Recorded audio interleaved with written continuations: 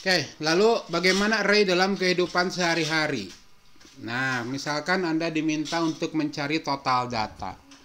Tentu Anda tahu ya simbol seperti ini. Ya, total adalah sigma. Sigma DI di mana I-nya dari 1 sampai N. Ya. Mungkin nggak aneh nih Anda lihat ginian. Nah, ini apa maksudnya? Nah, DI itu menyatakan data ke I. Data di posisi ke I. Ini berarti data yang mempunyai indeks atau array. Jadi D-nya itu sebenarnya array. Jadi kalau N-nya 5, maka I-nya dimulai dari 1 sampai 5 sehingga total adalah D1 plus D2 plus D3 plus D4 plus D5.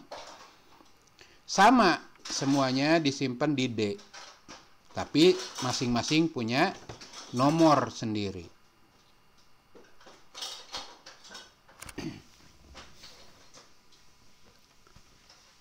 Contoh lain, misalkan Anda diminta untuk mencari standar deviasi, di mana standar deviasi adalah akar dari sigma X ke I, data ke I dikurangi rata-rata, dikuadratkan, dijumlahkan, dibagi N bagi 1, diakarkan. Ya, X adalah keseluruhan data array, kemudian XI adalah data X indeks GI, N adalah banyaknya data, dan X pakai garis di atas itu rata-rata.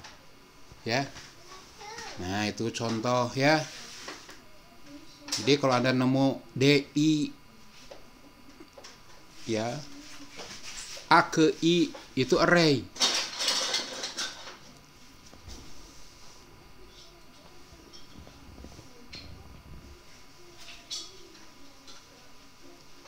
Lalu ada juga array dalam kehidupan sehari-hari. Ini contohnya array 2 dimensi. Nah, ini contohnya dimensi pertama, ini kolomnya. Ya, dimensi kedua ini barisnya. Nah, kolomnya adalah judul-judul film dan yang barisnya adalah user. Nah, di sini didata nih, apakah user 1 suka Harry Potter, apakah user 1 suka nggak sama Shrek, apakah suka nggak dengan The Dark Knight Rises. Nah, ini bisa Anda simpan dalam bentuk matrik. Ya, bisa aja ini jadi 1, ini jadi 0, ini jadi 1, ini jadi 1, ini jadi 0. Ini jadi 0, ini jadi 1, 0, 0, 1. 1, 1, 1, 0, 0. Nah, sekarang ya, sekarang nih. Kira-kira. Nah,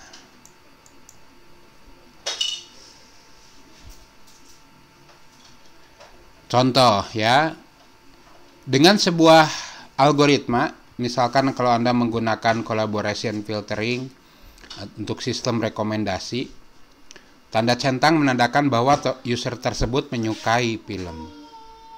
Kategori pengguna bisa loh diklasifikasikan berdasarkan film yang disukai. Jadi Anda bisa aja nih membuat sebuah pernyataan kira-kira user 4 ke film Harry Potter bakal suka atau enggak. Dilihat dari mana nih? Dilihat dari kemiripannya. Oh, ternyata ini ada kesamaan nih. Ya. User 1 itu cenderung ada kecocokan sama user 1 nih. Sama-sama suka The Dark Knight Rises. Dan dia juga senang juga nih dengan Memento gitu ya. Nah, berarti apa sih yang bisa direkomendasikan ke user 4? Nah, apakah dia bakal suka Harry Potter atau enggak? Nah, itu Anda bisa melakukan perhitungan dari sini. Anda bisa merekomendasikan, oh ya udahlah, rekomendasi ini karena sama-sama pernah sama-sama Dark Knight Rises, ya kasih aja lah Harry Potter sama Shrek gitu untuk si user 2. Nah, itu untuk sistem rekomendasi. Itu realnya nanti ya di data science Anda melakukan itu, ya. Jadi Anda ada data penjualan barang misalkan. Kalau ada orang beli susu, biasanya juga beli popok gitu. Nah, Anda nyari polanya di sana. Nah, data penjualannya biasanya diolah dalam bentuk array. Ya, itu urusan nanti. Sekarang kita main dasarnya dulu. Oke, jadi dari matrik ini, dari array seperti ini, Anda bisa dapatkan rekomendasi film untuk setiap user, dan juga Anda bisa membuat target marketing promo film baru. Jadi kalau misalkan ada sebuah film baru, kira-kira orang mana sih yang bakal suka gitu. Nah, orang itulah yang dikirim promo gitu, jangan ngirim ke semua orang. Ya. Mungkin orang yang senengnya film barat ya nggak suka film Indonesia, atau yang senengnya film Indonesia nggak suka film barat gitu. Nah, jadi Anda bisa membuat rekomendasi berdasarkan data. Dan array itu punya dimensi. Ya, paling sedikit adalah dimensinya 1 dimensi. Sehingga Anda bisa membuat array 1 dimensi di mana cuma satu arah doang. Boleh Anda anggap itu baris, boleh juga Anda anggap itu kolom. Ada juga array multidimensi. Ya, array yang 2 dimensi, 3 dimensi atau lebih kalau sanggup membayangkannya gitu ya. Jadi ini array 1 dimensi di mana dia cuma punya kolom 1, kolom 2. Kalau array 2 dimensi, 2 dimensi, ada kolom, ada baris. Ya. Ada kolom dan ada baris. Ya, ini ke sini X-nya. Ini ke sini Y-nya. Ya. Nah, boleh juga nih 3 dimensi. Ke sini X-nya. Sorry ya, enaknya gambarnya sini. Ke sini sumbu X. Ke atas itu Y-nya. Nah, ke dalam sini nih. Ini sumbu Z-nya. Jadi kalau Anda nyebut ini data apa nih? Oh, ini data ke-1 gitu. Kalau Anda ingin data ini, berarti 2 dimensi. Data baris ke 2, kolom ke 3. Nah, lalu kalau angka 3 ini, angka 9, jangan 9, yang ini deh. Yang 3 ini, itu data di kolom ke 3, baris dulu deh ya supaya konsisten. Baris 2, kolom 3, kedalaman 1. Nah, kalau 4 dimensi ya sebenarnya boleh sih Anda anggap 4 dimensi adalah array 3 dimensi di array. Oke, di dunia matematik array 2 dimensi sering disebut sebagai matriks ya, dan itu sangat banyak sekali dipakai ya. Oke, sampai sini ya. Ada yang mau ditanyakan tidak? Sebelum kita masuk ke materi mengenai bagaimana membuat array, bagaimana memanipulasi array, mengoperasikan array. Ini materi sangat penting ya, karena Anda pasti bakal ngolah data. Nah, paling simpel Anda gunakan datanya dalam bentuk array. Membuatnya mudah, ngaksesnya mudah, ya. Oke, saya akan mulai dengan array 1 dimensi. Saya ingin Anda terbiasa dulu dengan array. Minggu depan kita ke array 2 dimensi dan lain-lain, ya, dan operasi yang lebih advance. Kita mulai dengan deklarasi array. Ini versi algoritma dulu. Kenapa saya pengen nerangin yang versi algoritma? Karena ya algoritma itu kan bisa dipasang di bahasa manapun. Ya, kalau saya spesifik ke Python, berarti saya bukan ngajarin algoritma, tapi ngajarin pemrograman Python. Nah, saya ingin Anda paham dalamannya ya, intinya, rinciannya. Ya, jadi saya nggak ingin Anda itu seperti orang yang beli mobil, ya, orang beli mobil tapi nggak tahu spare part mobil gitu, cuma tahu jalannya mobil aja gitu. Tapi nggak pernah tahu gimana sih mobil itu bisa bekerja, bisa jalan, bisa dibelokin. Nah itu algoritma ya, Anda wajib tahu dulu itu. Walaupun nanti di versi Python ini sudah sangat dipermudah, tapi saya tetap akan menerangkan mengenai algoritma yang berada di dalamnya. Nah, algoritma ini bisa Anda pakai misalkan kalau Anda ternyata kerjanya bukan pakai Python tapi pakai C atau pakai Java, ya. Jadi ini konsep utamanya ya. Oke, ini contoh pendefinisian array kalau menggunakan pseudocode di algoritma. Anda tinggal tulis nama variabel, titik 2 array. Nah, indeks awal berapa, titik-titik itu sampai indeks terakhir of tipe datanya apa. Contoh, saya punya data array dari indeks 0 sampai 4 of integer. Nah, kalau di algoritma sih Anda mau buat array dari 5 sampai 10 juga boleh. Nah, tapi di C, di Java, di Python, array itu selalu indeksnya dari 0. Ya, oleh karena itu semua materi yang saya sampaikan selalu akan dimulai dengan indeks 0. Nah, apa yang terjadi di memori kalau saya punya definisi array seperti ini? Maka saya punya data, ini data, isinya ada 5 buah data yang di dalamnya adalah integer. Misalkan data ke-0 alias data pertama itu 5, data ke-1 7, data ke-2 3, data ke-3 4, data ke-4 9. Nah, ini kalau datanya 5 ya. Ini contoh mendeklarasikan array. Nah, di Pascal mirip seperti ini. Ya.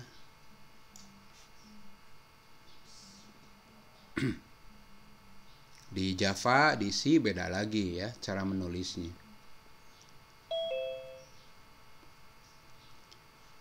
Kemudian berikut adalah contoh deklarasi algoritma yang lebih baik ya. Nah, Anda butuh sebuah konstanta yang menyimpan maksimal data dalam array. Jadi terkadang nilai maksimal data array sering dipergunakan untuk pemeriksaan. Misalkan apakah array-nya sudah penuh atau belum. Ya, karena kalau Anda menggunakan array di Pascal, di C, di Java, ketika Anda membuat program, itu array-nya itu udah didefinisikan nih. Misalkan Anda buat array dengan maksimum 10 gitu. Ya, 10 data. Nah, jadi nanti ketika Anda mau insert,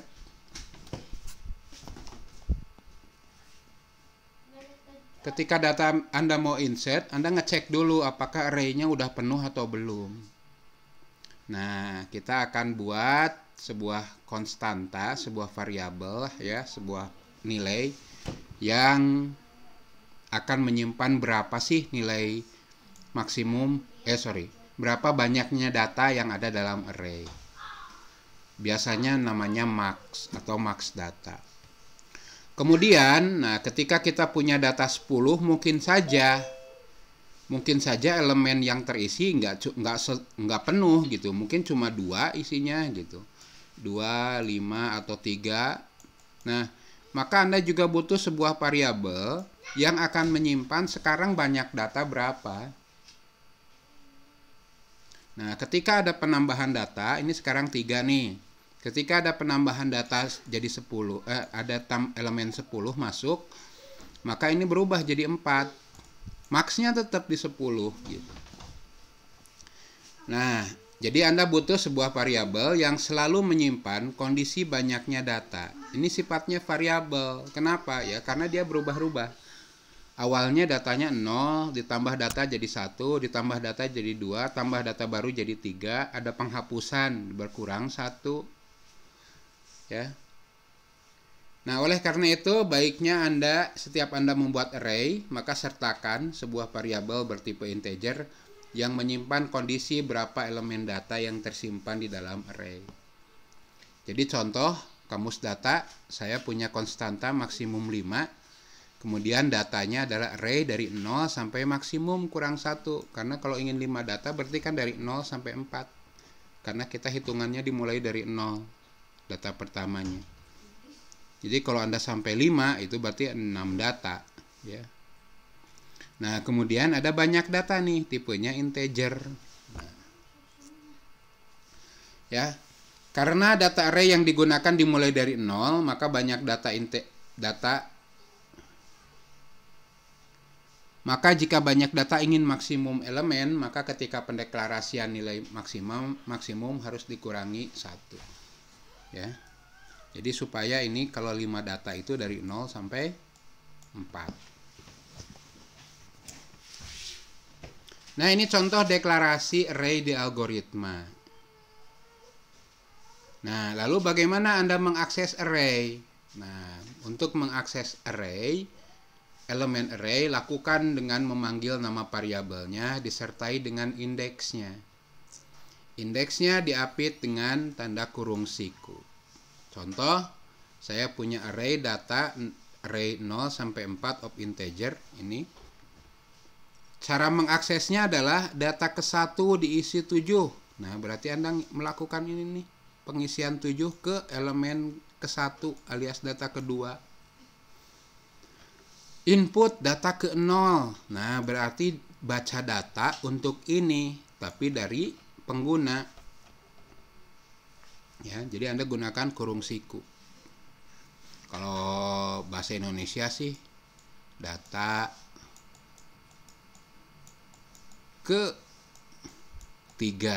Nah, kita nulisnya data kurung siku 3 gitu. Ya. Itu cara menulisnya. Contoh lain, data ke I diisi 100. Nah, ini akan mengisi data pada indeks ke I dengan nilai 100. Ya, kalau I-nya misalkan 3, dia berarti akan mengisi data ketiga. Ini akan diisi 100. Kalau I-nya 3, ya. Jadi ini indeksnya boleh Anda gunakan variabel, ya. Boleh juga Anda menuliskan misalkan data ke-4 diisi dari data ke-0 plus data ke-3. Data ke-0 plus data ke-3 dimasukkan sebagai data ke-4. Boleh ya. Outputkan data kedua. Nah, menampilkan data pada indeks kedua ke layar.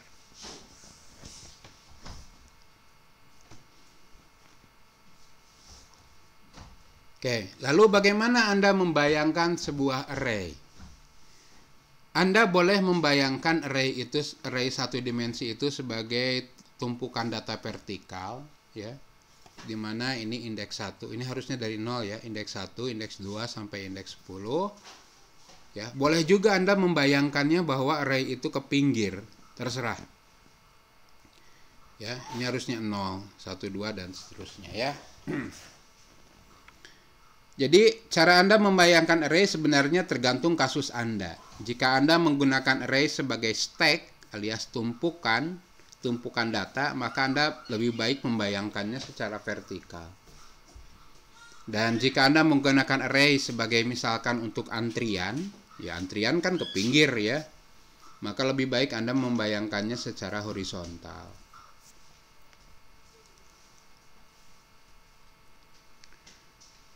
Oke, ya, itu array di algoritma. Nah, sekarang bagaimana array di Python? Oke, saya ingin menekankan dulu ke Anda bahwa sebenarnya Python tidak support tipe array. Jadi tidak ada array. Nah, kalaupun Anda ingin array, maka Anda harus lakukan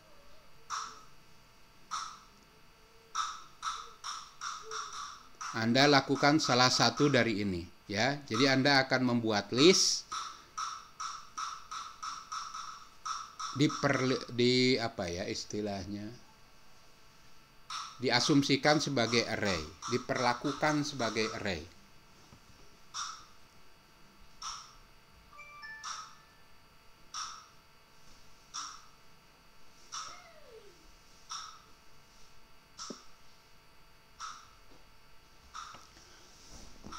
Ya, jadi sebenarnya bukan array banget, tapi dia list. Kemudian boleh juga Anda menggunakan import modul array. Nah, ini built-in, bawaan dari Python. Atau Anda gunakan import NumPy. Nah, ini Anda harus install dulu nih. Ya, ketiga cara di atas menggunakan array yang dinamis. Nah, ini beda dengan yang di algoritma atau yang di C atau di Pascal atau di Java, ya, di mana ukuran array akan berkembang sesuai keperluan ketika program dijalankan. Berbeda dengan bahasa C, Java atau Pascal yang ukuran array ditentukan sebelum program dijalankan. Jadi ketika kita ngoding, kita tentukan array ini panjangnya berapa. Nah, itu array di bahasa C, bahasa Java, di bahasa Pascal. Nah, tapi kalau di Python dinamis, ya. Anda boleh awalnya array-nya kosong, nanti ditambah 1, ditambah lagi, tambah lagi. Jadi ini penekanannya dulu, ya. Oke. Kita akan coba membuat sebuah array, ya. Mendefinisikan array di Python menggunakan list. Nah, untuk membuat sebuah objek list yang akan diasumsikan atau diperlakukan sebagai array adalah dengan membuat objek yang ditulis, diapit dengan tanda kurung siku. Anda tidak perlu melakukan import karena list merupakan struktur data atau kelas yang built-in dari Python. Nah, ini contohnya ya, data sama dengan kurung siku kosong, ini membuat list kosong. Boleh juga data diisi dengan list 24 data pertama, 23 data kedua, 27 data ketiga, 12 data keempat. Nah, ini contoh programnya, ya. Jadi kalau saya perlihatkan ke Anda, ini juga array. Ini sebenarnya list, cuma diperlakukan sebagai array, ya.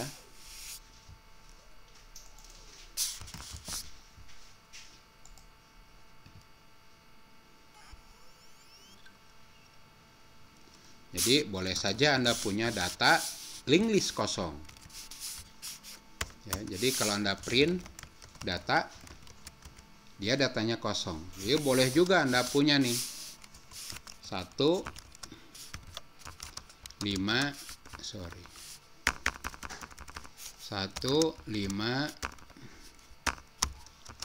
7, 2, 10.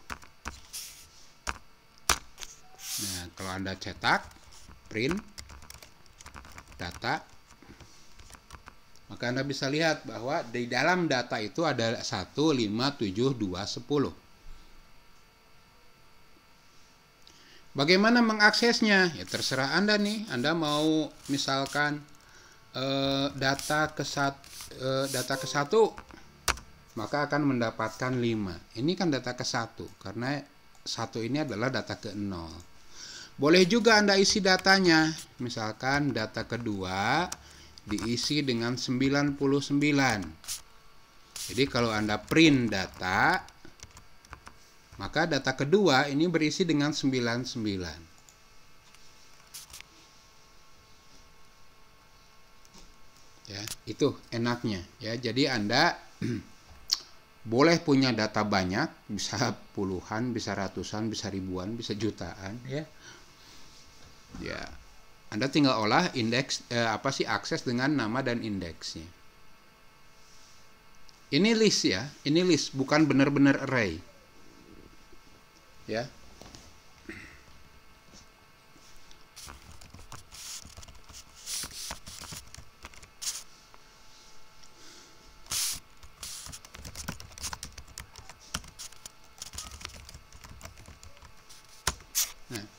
Ini contoh lain bahwa beda ya antara array dengan list.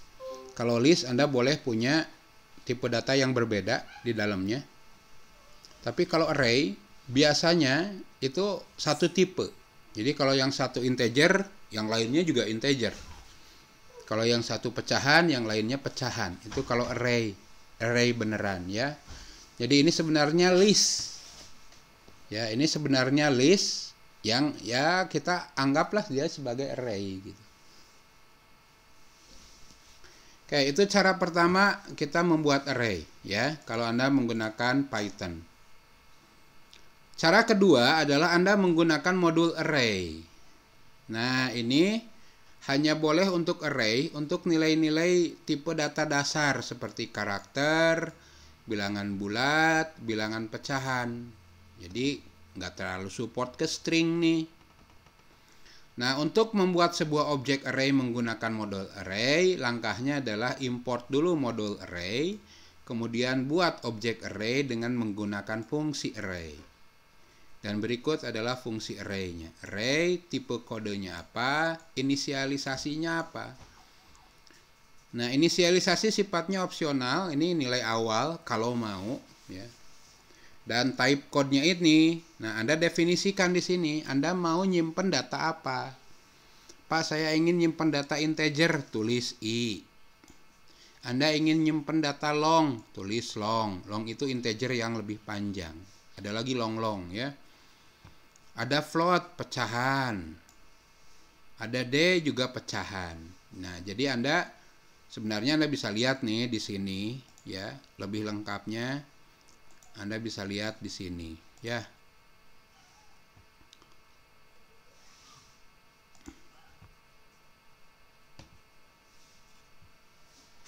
Mana nih? Nah, di sini ada B untuk sign char, ya. Jadi ini dicocokkan dengan tipe bahasa dari bahasa C. Tipe data yang ada di bahasa C. Ya, ada B, ada U, ada H, ada I, ada L, ada Q, ada F, ada D. Nah, ini memori yang diperlukan. Nah, memori ini akan membatasi range nilainya. Range nilai yang bisa ditampung, ya. Oke, contoh, ya. Contoh, saya import dulu array, saya aliaskan sebagai AR. Kemudian data 1 adalah AR dari array integer, ya, tapi tidak pakai inisialisasi, berarti saya punya array integer yang kosong. Kemudian, ya ini data 1, print data 1. Data 2, saya akan membuat array dari list ini, ya, dari 24, 23, 27, 12. Jadi AR.array integer dalamnya ini. Nanti ditampilkan, kemudian saya juga punya, misalkan saya punya array tapi isinya data pecahan, ya saya pakai F, boleh, ya. Float boleh, double juga boleh. Nah, double itu double presisi. Jadi dia apa sih? Presisinya lebih bagus, lebih panjang, ya. Nah, ini kalau dijalankan ya, data ke-1, data I nggak punya nilai, data I punya array 24, 23, 27, 12. Nah, kalau yang float itu biasanya benarnya hanya sampai 8 digit, kesananya mulai ngaco. Ini 1,2 itu di komputer tersimpannya itu seperti ini, 1,2000047, tapi biasanya dipotong di 7 atau di digit ke 8. Jadi 2,5 itu pas. Ya, kalau tinggal 8 itu nggak bisa, dia bisanya 3,7999 sekian. Tapi kalau Anda menggunakan double, nah ini yang presisinya double lebih banyak, 1,2 ya dianggap 1,2, 2,5 dianggap 2,5, 3,8 juga dianggap 3,8. Jadi kalau Anda punya data yang akurasinya harus tinggi, ya jangan pakai float, ya pakai double.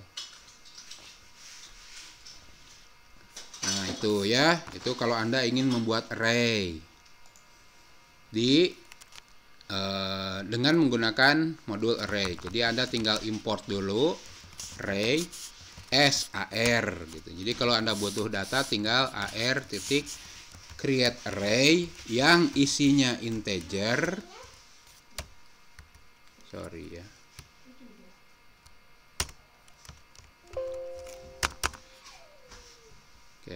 saya benerin ya.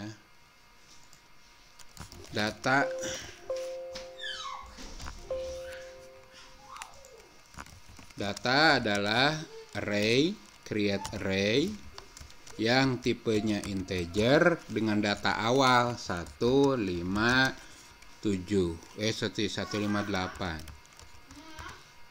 Jadi kalau saya print, nah dapat ya, beda tuh tampilannya antara list dengan array. Tapi sama aja, Anda boleh ngakses kok data ke 0, 1, data ke 1, 5, data ke 1 diisi dengan 99. Maka kalau ditampilkan datanya 1, 99, dan 8. Cara aksesnya sama. Ya, Anda mau pakai list, Anda mau pakai data array dari modul array, cara mengaksesnya sama.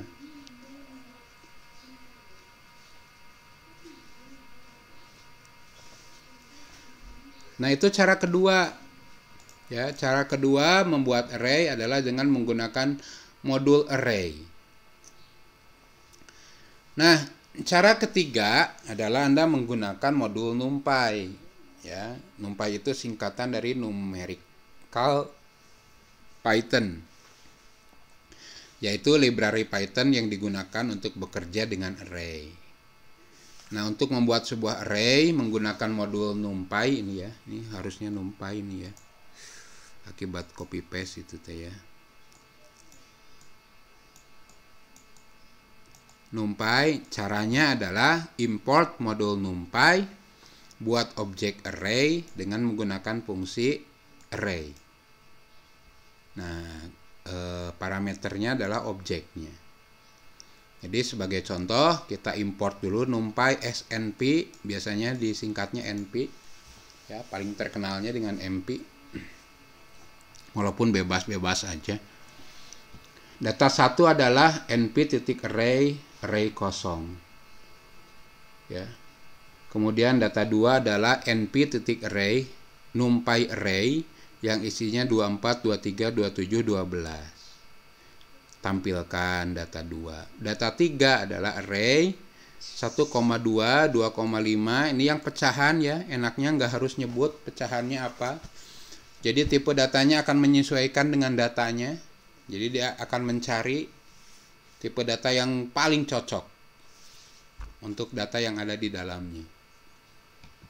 Data 3, misalkan Anda ingin membuat array-nya array string AA, BB, CC ya. Nah, ini hasil eksekusinya. Data 1 adalah array kosong, data kedua 24, 23, 27, 12, data ketiga 1,2, 2,5, 3,8, data ketiga array string yaitu AA, BB, CC. Oke, itulah cara Anda mendefinisikan array. Ya, kita coba. Ya, import dulu NumPy-nya snp. Ya, np data sama dengan np.array dengan data awal adalah 1579. Nah, kalau saya tampilkan datanya, maka akan muncul array 1579. Bagaimana cara mengakses datanya? Sama aja dengan tadi. Misalkan data 0 dapat 1, data 1 dapat 5, data 4, data 3 dapat 9. Saya ingin ngubah data ketiga. Data ketiga diisi dengan data ketiga dikali 10.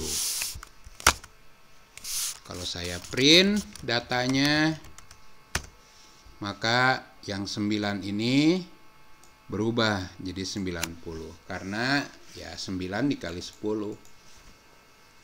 Nah, jadi walaupun Anda membuat array-nya dalam bentuk list atau dalam bentuk array dari modul array atau menggunakan array dari modul NumPy, cara aksesnya sama. Anda gunakan nama variabelnya diikuti dengan indeksnya, diapit dengan tanda kurung siku. Oke, sampai sini ada yang mau ditanyakan? Ya. Ini cara mengakses. Data adalah 10, 25, 30, 40. Data ke-1 berarti elemen kedua. Data kedua diisi 75, berarti ubah isi elemen ketiga diisi 75. Jadi kalau dieksekusi data ke-1, tampilkan data ke-1, maka dia akan menampilkan 25. Data kedua diisi 75. Data kedua itu berarti ini diisi dengan 75, sehingga sekarang hasilnya 10, 25, dan 75, dan 10, dan 40.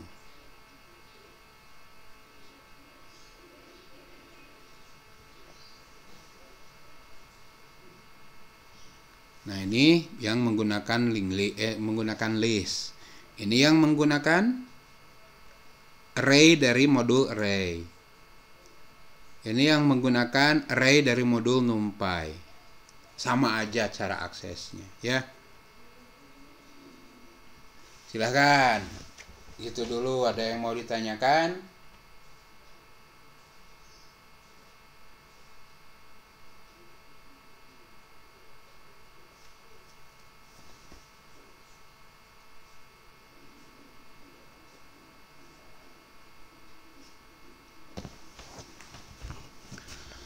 Oke, pada perkuliahan ini, implementasi array yang akan digunakan adalah NumPy array.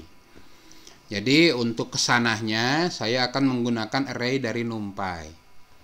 Alasannya apa? Satu, array NumPy lebih cepat dibanding linked list. Ya, dibanding list. Dan NumPy array menyediakan fungsi-fungsi dan operasi-operasi matematika yang lebih lengkap. Dan NumPy itu dijadikan basis dari modul-modul lain seperti Pandas, SciPy, dan lain-lain ya. Jadi udah banyak dipakai nih. Jadi saya ingin Anda terbiasa dengan menggunakan NumPy array. Silahkan kalau ada yang mau ditanyakan ya. Sebelum saya masuk ke bagaimana operasi-operasi dasar dari array. Yang lebih lanjutnya pertemuan depan. Yang dasar dulu nih. Ya, terdiri dari bagaimana traversal, bagaimana Anda menelusuri data satu persatu, bagaimana melakukan penambahan data, bagaimana melakukan penyisipan, dan bagaimana melakukan penghapusan. Itu operasi-operasi dasarnya.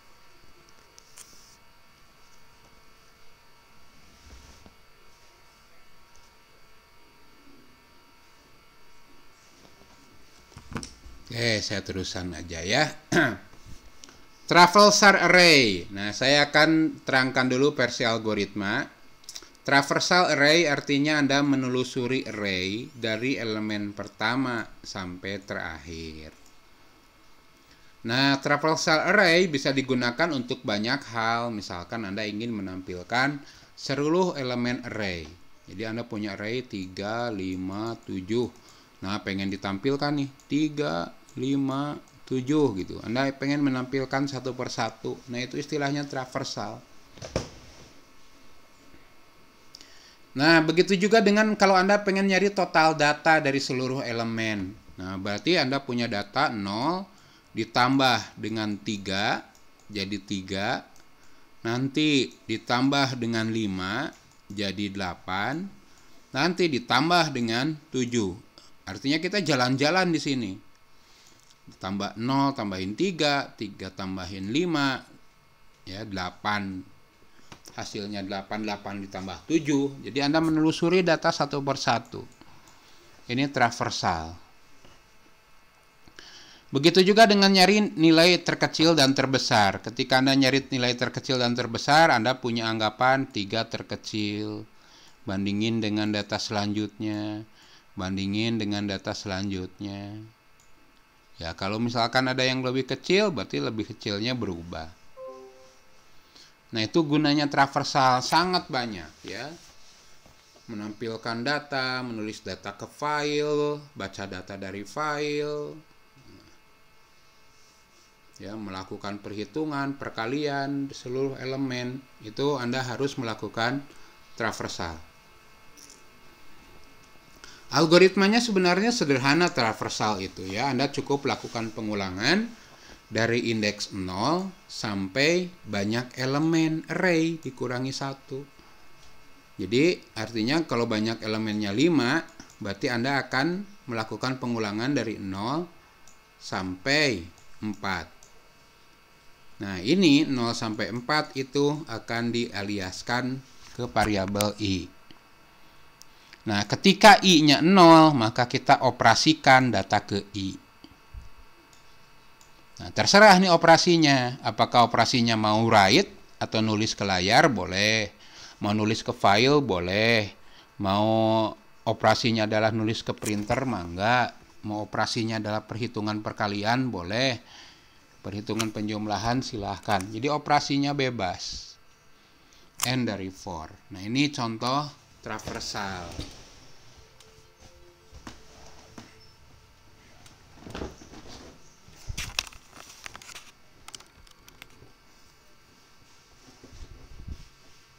Jadi kalau dilihat ya. Jadi kita akan mulai dari indeks ke 0, kita tulis 5 misalkan. Kemudian pindah ke indeks ke 1, kita tulis 7.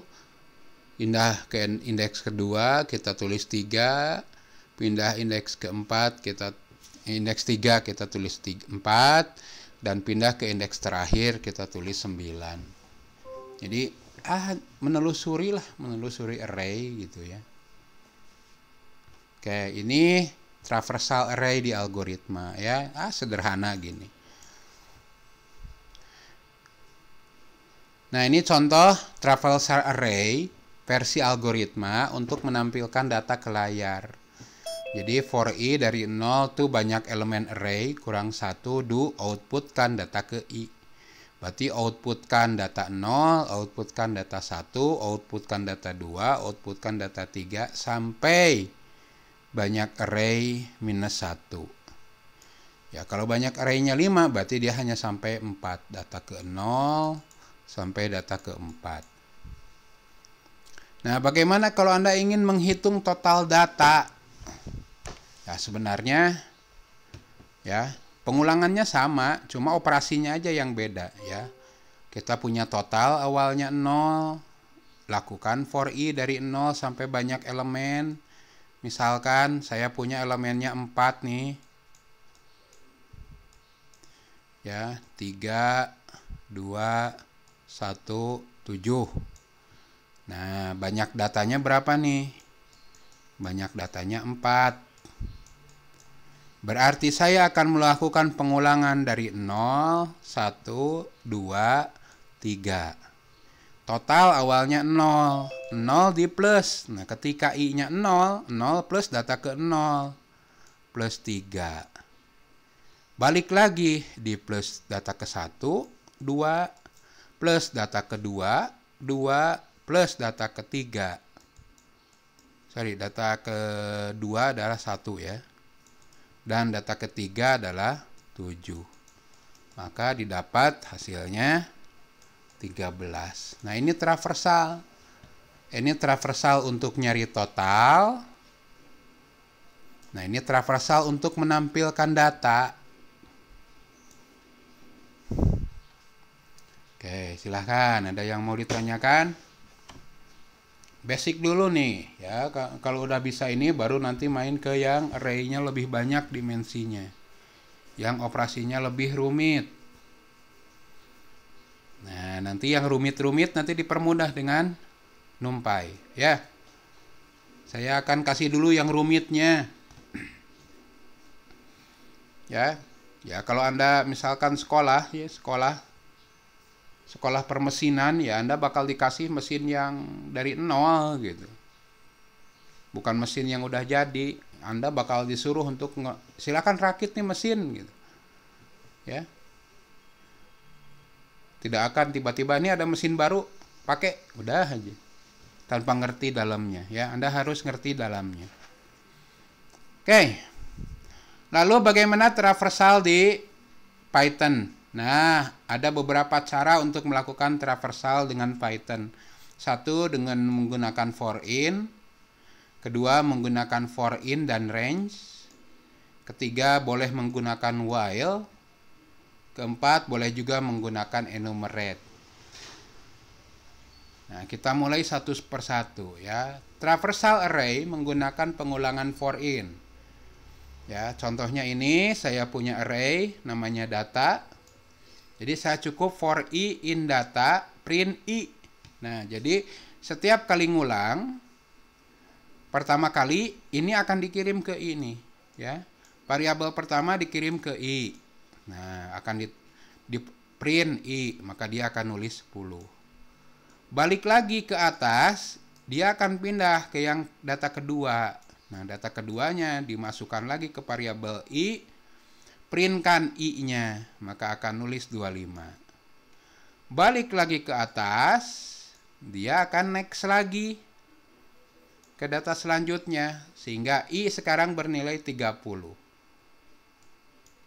Next lagi, maka i akan berisi 40, maka ditulislah 40. Nah, karena data sudah habis, pengulangan selesai. Jadi setiap melakukan pengulangan for, maka variabel i akan berisi nilai dari elemen pertama dan elemen selanjutnya. Mangga, silahkan. Ada yang mau tanyakan tidak?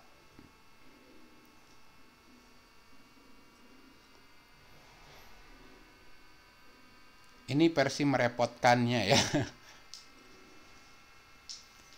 Ya, kalau cuma menampilkan data mah cukup lah dengan print data udah. Ini versi riweuh. Tapi minimal Anda tahu dalamnya. Ya. Traversal lain adalah kalau Anda menggunakan for in dan range. Nah, jadi Anda impor dulu NumPy SNP, ya. Kemudian Anda ambil berapa banyak elemen datanya. Saya punya data nih, array-nya seperti ini. Banyak elemen adalah data titik size. Nah, karena data ada 4, maka dia akan mempunyai nilai 4. Nah, di sini kita punya for i in range. Nah, kalau range sebanyak elemen, ingat kalau Anda gunakan range 4, itu sebenarnya akan melakukan pengulangan dari 0. Anda punya deret 0, 1, 2, 3, 4. Nah, i pertama akan bernilai 0. Maka tampilkan data ke i. Tampilkan data ke 0, i-nya nambah jadi 1. Jadi data ke-1, data kedua, data ketiga, sampai data terakhir. Jadi Anda membuat counter untuk indeksnya.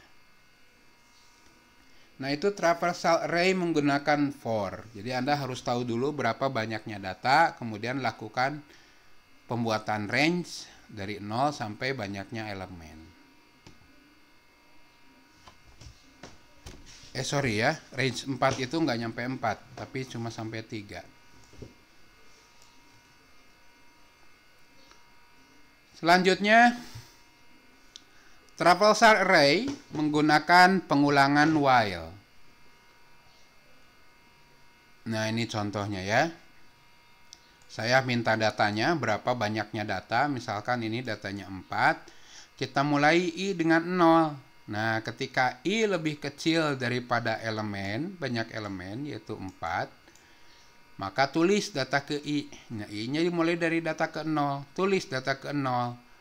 10 masuk. I-nya ditambah 1, jadi 2. Balik lagi ke sini. Apakah 2 masih lebih kecil daripada, i-nya tambah 1 jadi 1. Apakah 1 lebih kecil daripada 4? Benar. Maka dia akan masuk ke dalam sini. Dia tulis data ke-1, yaitu 25. I-nya ditambah 1 jadi 2. Balik lagi ke atas. Diperiksa i lebih kecil daripada elemen, 2 lebih kecil daripada 4, ya. Dia akan nulis data kedua. Data ketiga. Setelah nulis data ketiga, dia akan ditambah 1 jadi 4. Nah, diperiksa nih apakah 4 lebih kecil daripada 4? Enggak dong. Nah, maka dia akan keluar. Selesai. Itulah traversal yang menggunakan while. Boleh Anda mau pakai cara yang manapun ya. Dan terakhir, Anda boleh menggunakan fungsi enumerate. Ya, fungsi enumerate digunakan untuk menghasilkan indeks atau counter serta nilai yang berada dalam array. Ya, contohnya gini, import numpy snp, data adalah numpy ini. Nah, kemudian lihat for-nya. For i, isi in enumerate. Nah, karena data ke-1 nilainya 10, 10 masuk ke i, dan indeksnya indeks 0, maka akan masuk ke sini. 0-nya masuk ke i, 10-nya masuk ke isi. Jadi kalau kita tulis i dan data ke i, atau Anda tulis isi juga boleh.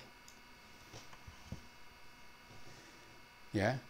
Nah, akan menghasilkan ini nih. Data ke 0 isinya 10, data ke 1 isinya 25, data kedua isinya 30, data ketiga isinya 40. Itulah cara traversal array. Silahkan, ada yang mau ditanyakan tidak?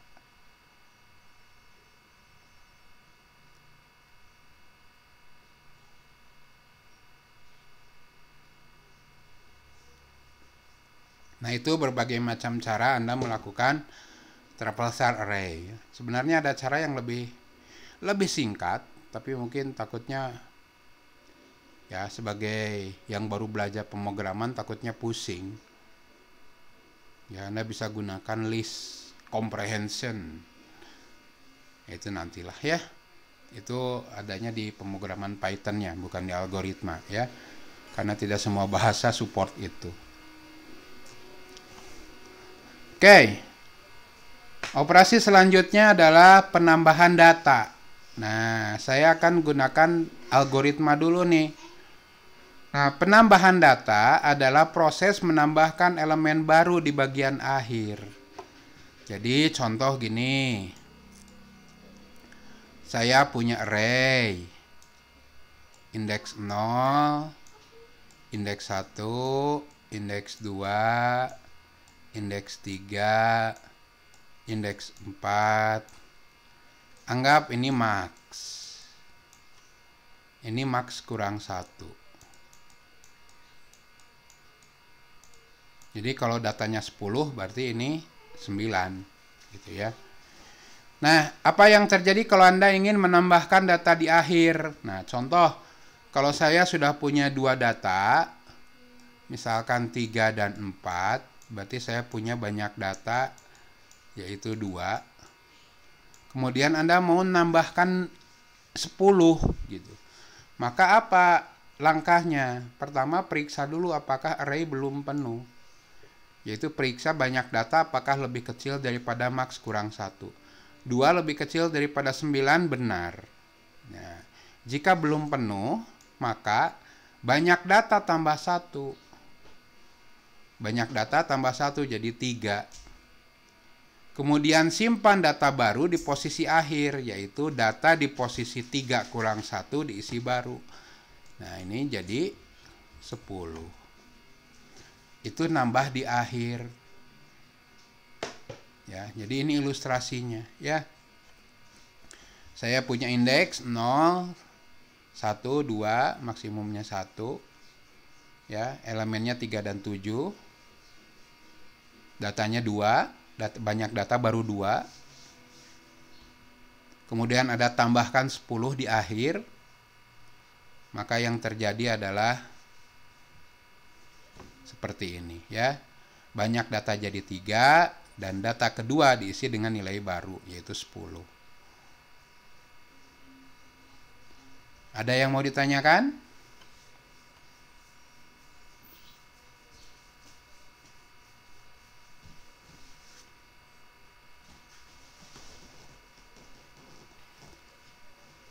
Nah, ini kalau Anda pakai C, Anda pakai Pascal, Anda pakai Java, ya seperti ini proses penambahan data.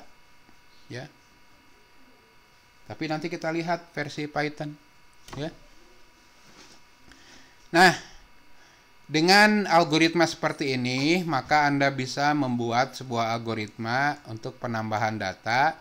Misalkan Anda buat dalam bentuk prosedur.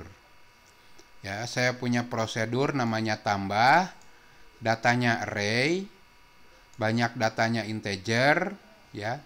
Input barunya integer. Nah, data dan banyak data itu input sekaligus output. Kenapa? Karena setelah tambah data, data akan berubah dan banyak data juga akan bertambah satu. Sehingga dia sifatnya input sekaligus output. Sedangkan nilai baru itu sifatnya hanya input. Algoritmanya gimana? Pertama periksa dulu banyak datanya apakah lebih kecil daripada max kurang 1. Ini ceritanya masih ada kosong nggak ya? Udah penuh belum ya? Nah, if belum penuh, maka lakukan ini. Banyak data ditambah 1, yang tadinya 2 jadi 3, yang tadinya 3 jadi 4, yang tadinya 0 jadi 1. Kemudian data di posisi banyak data kurang 1 diisi baru. Else, nah kalau misalkan dia penuh, maka kita tulis outputkan data penuh gitu. Jadi tidak terjadi proses inset. Nah, itu prosedurnya. Sehingga kalau Anda program utama cukup banyak data awalnya kosong, Anda lakukan tambah data di sebanyak-banyak data nilainya 5. Maka akan muncul nih. Maka bukan muncul ya, maka akan punya array yang isinya 5 saja karena banyak datanya 0. Ya, banyak data tambah 1 jadi 1, kita simpan data di posisi ke 1 kurang 1. Di posisi 0 kita tulis. Dan kalau Anda tambah data lagi dengan nilai 10, maka banyak data tadi udah 1, ditambah 1 jadi 2. Dan data kedua kurangi 1 alias data indeks ke 1 diisi yang baru. Diisi dengan 10. Nah, inilah pseudocode prosedur penambahan data. Jadi, Anda bisa buat nih. Digunakan untuk operasi apapun ya. Kalau Anda punyanya array of real, array of integer, array of string, ya sesuaikan tipe datanya. Nah, ini penambahan data versi algoritma. Nah, bagaimana dengan penambahan versi Python? Nah, untuk penambahan versi Python, Anda menggunakan yang menggunakan array dari NumPy, maka Anda gunakan metode append. Metode append akan menghasilkan sebuah array baru yang berisi array lama yang sudah ditambah dengan elemen baru di posisi akhir. Kuncinya ini ya, dia akan membuat sebuah array baru. Contoh, ini salah contohnya ya. Salah, ini copy paste yang salah.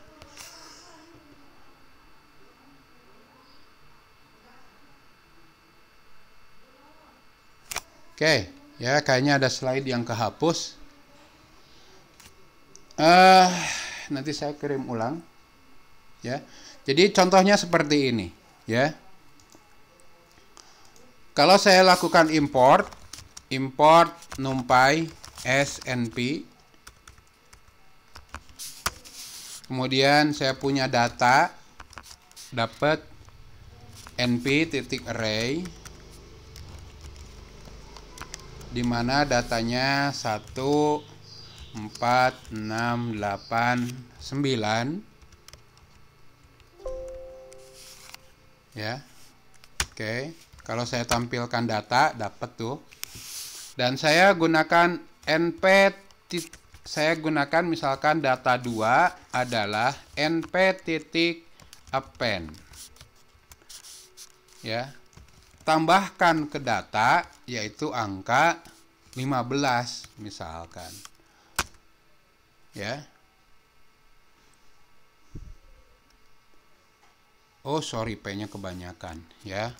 Data 2 adalah np append data 15. Nah, berarti di sini saya punya dua data loh. Saya punya data, isinya masih yang lama, dan saya punya data 2, di mana sudah ada angka 15. Ya, jadi dia akan meng-create yang baru. Pas saya nggak mau yang baru. Nah, kalau nggak mau yang baru, Anda lakukan data adalah np titik append data 99 deh, supaya kelihatan bedanya.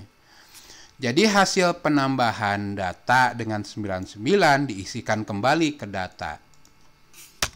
Sehingga sekarang datanya ya 1468999. Oke, silahkan. Ada yang mau ditanyakan? Itu append ya. Kenapa ininya ke sini? Salah copy gitu ya. Oke, nanti saya rubah ya.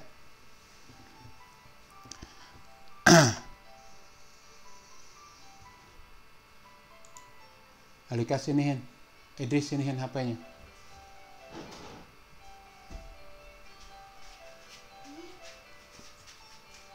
Di meja nih, di meja sini.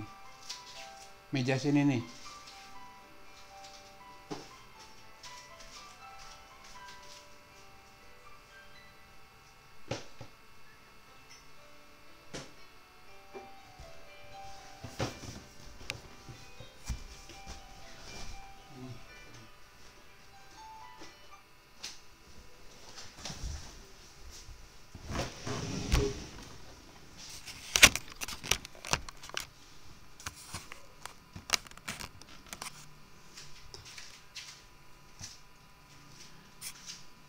Oke, itu penambahan data. Nah, penambahan data mah selalu di ujung ya.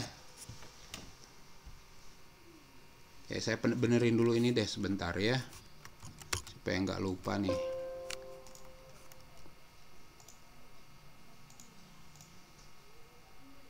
Mana.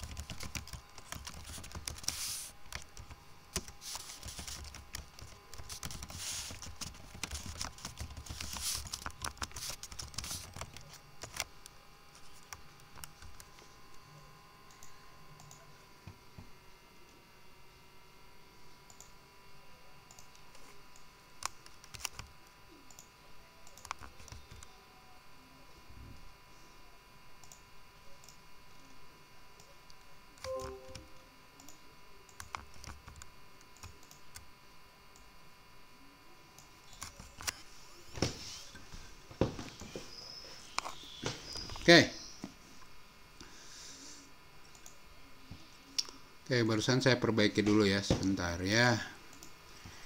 Oke, itu penambahan. Jadi penambahan akan selalu dilakukan di akhir ya. Ini contoh setelah ditambah 15, jadi 10, 25, 30, 40, 15. Lalu gimana kalau kita melakukan penyisipan? Nah, penyisipan itu adalah penambahan elemen baru di bagian awal atau tengah. Yang pasti di sebelum akhir, karena ini perlakuannya beda. Pertama adalah periksa dulu apakah masih ada elemen kosong alias belum penuh, yaitu periksa apakah banyak datanya masih kurang dari maksimum kurang 1. Jika masih ada elemen kosong, maka lakukan langkah 3. Tapi jika telah penuh, tampilkan pesan bahwa array telah penuh. Langkah 3 adalah periksa posisi sisip. Apakah berada di antara 0 sampai banyak data kurang 1. Jika tidak, maka tulis bahwa pesan posisi sisipnya tidak sah. Tetapi jika posisi SIP berada pada range tertentu, maka lakukan langkah 4 dan 6. Nah, langkah 4 dan 6 adalah Anda harus lakukan dulu pergeseran data. Ya, jadi kalau Anda mau nyisipin data, ya berarti di tempat nyisipnya harus bergeser. Nah, geserin dulu datanya. Kemudian simpan data baru di posisi SIP dan jangan lupa banyak data ditambah 1. Jadi contoh ilustrasinya gini. Saya ingin menambahkan 5 di posisi 2. Saya ingin ini dirubah nih, ditambahin 15 di posisi 2. Apa yang saya lakukan? Awalnya datanya 5. Apa yang harus saya lakukan? Geserin dulu nih, 30 ke posisi 5, 23 ke posisi 4, 17 ke posisi 3. Nah, kalau sudah digeserkan, sisipkan data baru di posisi sisip. Jadi ini diisi 15 dan jangan lupa banyak datanya nambah jadi 6. Nah, itu penyisipan ya. Nah, kira-kira pseudocode-nya seperti ini. Kita lakukan kita buat sebuah prosedur sisip. Datanya input output, banyak datanya input output, posisi sisipnya input dan barunya input. Kita buat kamus lokal integer untuk pergeseran. Pertama periksa dulu banyak datanya belum penuh. Datanya belum penuh enggak gitu ya. Sudah penuh atau belum? Jika belum penuh, maka periksa posisinya. Posisi sisipnya. Jika berada di antara 0 sampai banyak data dikurangi 1, maka lakukan nih pergeseran. Ya. Jadi kalau Anda posisi sisip 2, misalkan posisi sisip 2, maka lakukan data kedua diisi dari ke data selanjutnya.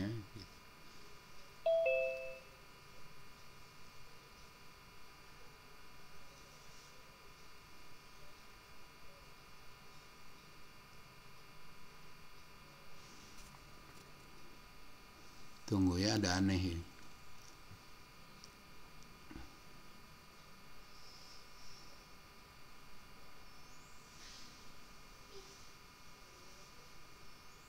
Ini harusnya kebalik ya. Kita gesernya dari kanan.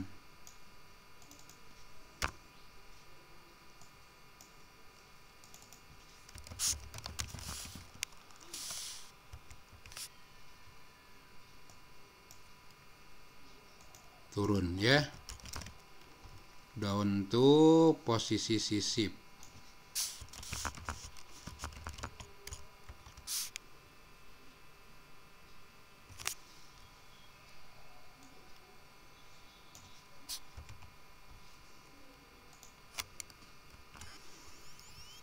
Jadi kalau kita punya banyak data 5, berarti data keempat isikan ke data ketiga.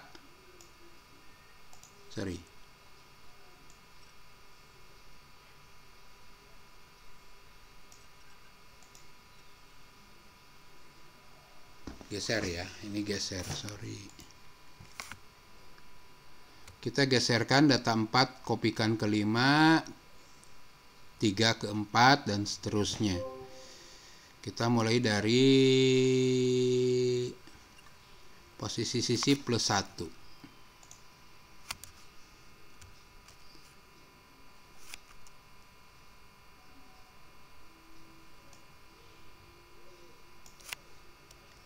I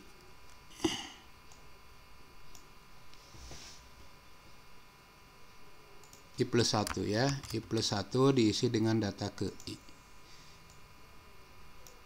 Oke ya. Jadi kalau saya punya datanya berapa nih? Saya punya datanya 5. Saya punya datanya 5. Berarti 4 diisikan ke 5. 4 diisikan ke 5. Data keempat diisikan ke data keempat plus 1. Nah, kemudian posisi sisip.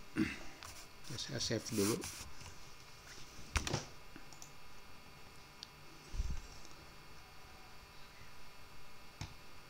Kemudian posisi sisip diisi dengan data baru dan banyak data bertambah 1. Ya. Jadi kalau Anda menyisipkan 15 di posisi 2, pertama geserin dulu 4 ke 5, 3 ke 4, 2 ke 3. Dapat nih. Kemudian yang baru 15 isikan di posisi sisip. Dan jangan lupa banyak data bertambah 1. Nah, itu penyisipan di algoritma ya. Jadi kalau saya punya data ke 05, data ke 16, data ke 27, data ketiga adalah 3, banyak datanya 4. Nah, kalau saya lakukan sisip data, banyak data di posisi 2 nilainya 99, maka akan muncul 569973. Itu array yang terbentuk.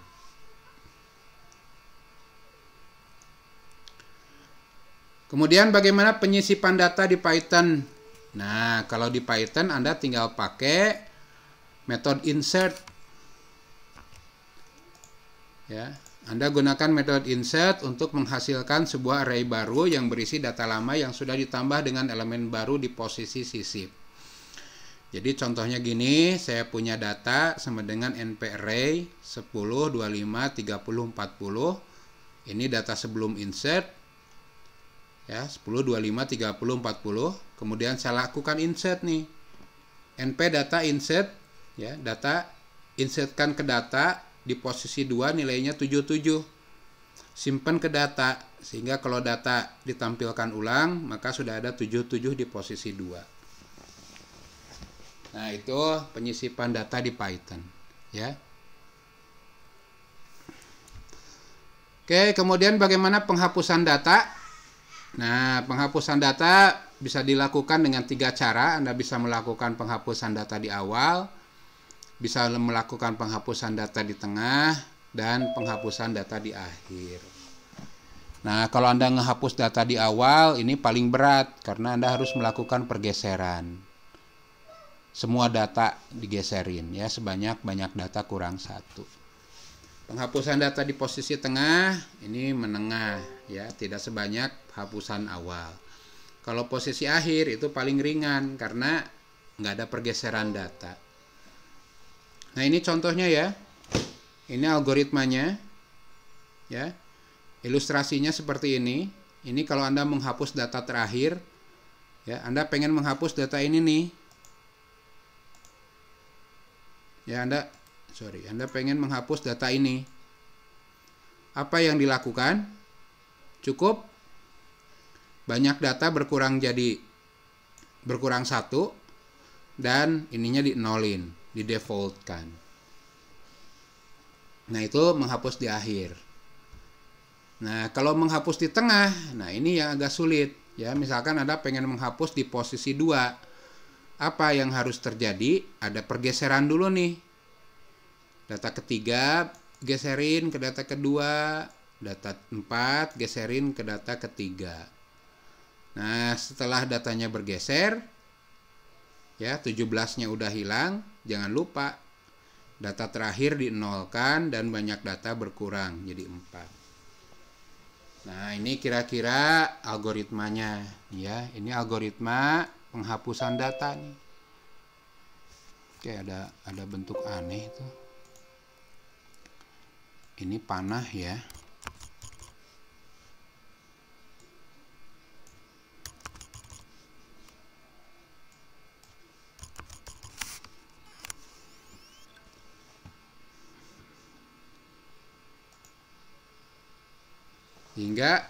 Sehingga kalau saya punya data 7, 9, 10, 15, 20, banyak data 5. Kalau saya hapus data ke 0, maka 7-nya hilang, tinggal 9, 10, 15, 20. Kemudian jika hapus data 2, 9, 10, 20, dan hapus data kedua lagi, berarti data kedua itu 20-nya hilang. Nah, itu versi algoritma. Bagaimana versi Python-nya? Nah, versi Python-nya Anda cukup pakai delete. Jadi cukup gini, ya. Data adalah NumPy array. Ini data sebelum dihapus, kemudian kita hapus di posisi 0. Ya, maka 4-nya hilang, tinggal 6, 8, 2, 5, 7. Dan delete di posisi 2, posisi tengah, ya. 2 hilang, 6, 8, 5, 7, dan hapus di posisi akhir, posisi 3, sehingga 6, 8, 5. Nah, itu penghapusan di Python. Dan selanjutnya adalah materi terakhir nih, bagaimana membuat fungsi dengan array sebagai parameter. Jadi di Python banyak sekali fungsi-fungsi yang menggunakan array sebagai parameternya. Contoh fungsi sum, fungsi min, fungsi max, fungsi sort, ya. Itu akan menggunakan array sebagai parameter. Tetapi selengkap apapun fungsi-fungsi yang telah disediakan, terkadang kita membutuhkan fungsi yang belum atau tidak tersedia di fungsi-fungsi tersebut. Nah, di sanalah Anda wajib membuat fungsi sendiri. Ini sebagai contoh ya. Jadi saya punya fungsi mySum yang ini kerjaannya sama dengan sum. Ya, total awalnya 0, lakukan traversal untuk ngitung total, returnkan total. Ini nyari rata-rata. Ini nyari nilai terkecil. Ini saya punya fungsi nilai terbesar. Nah, sehingga kalau nanti saya punya program, ya, saya punya array 12, 45, 23, 12, 22. Ini datanya. Saya boleh gunakan ini. Saya gunakan mySum dari data. Nah, saya bandingkan dengan sum dari NumPy. Hasilnya sama. Jadi kita bisa buat sendiri loh fungsi. Ya, jadi jangan terlalu ketergantungan karena suatu saat Anda pasti butuh fungsi yang belum tersedia. Maka harus bisa ngebuat fungsi sendiri. Ini rata-rata. Ini rata-rata versi saya dan ini rata-rata versi NumPy. Kemudian ini nyari nilai terkecil. Ya, versi saya, ini versi NumPy. Terbesar myMax data 45, NumPy juga sama. Jadi kita bisa membuat fungsi sendiri kalau kita memang lagi butuh.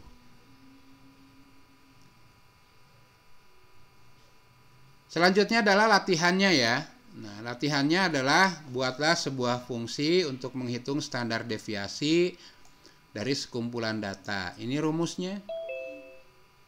Ya, Anda pertama cari dulu rata-rata, kemudian cari total selisih antara data dengan rata-rata dikuadratkan, kemudian dibagi n kurang 1, kemudian diakarkan. Itulah standar deviasi.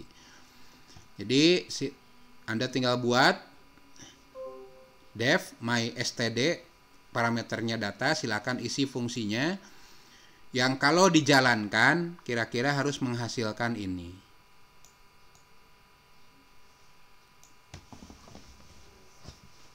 Dan yang kedua, misalkan Anda diminta untuk membuat sebuah fungsi yang untuk mengkalikan seluruh elemen array.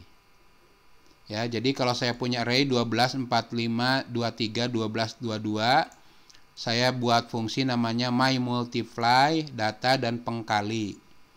Nah, kalau saya panggil myMultiply data, 3 itu sama aja dengan seluruh elemen dikali 3. Sehingga akan menghasilkan ya 36, 12 kali 3, 45 kali 3, 135, 69 kali 3, 23, 36 dari 12 kali 3, dan 66 dari 22 kali 3. Silahkan dicoba membuat fungsi sendiri. Ya, nanti kita bandingkan dengan bawaan dari NumPy. Oke, itu materi hari ini. Ya, pertemuan depan kita ke multidimensi. Ya, saya akan susun dulu materinya dan lebih seru. Ya, kita akan gunakan juga fungsi-fungsi bawaan dari NumPy kalau Anda butuh untuk pengolahan data. Oke, karena sudah agak bablas sekitar berapa menit ya, 7-8 menit. Jadi saya tutup saja untuk kelas pertama. Ya, nah kalau ada punya pertanyaan silakan sampaikan di grup atau sampaikan besok di perkuliahan praktikum. Oke, saya tutup. Assalamualaikum warahmatullahi wabarakatuh. Waalaikumsalam warahmatullahi wabarakatuh.